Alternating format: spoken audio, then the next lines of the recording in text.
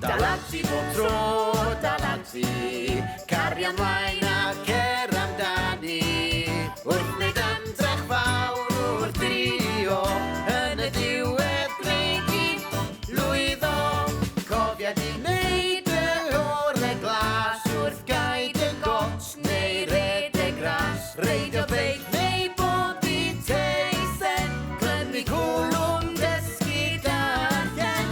Dalagsi bob tro, dalagsi, cario ymlaen a cer amdani.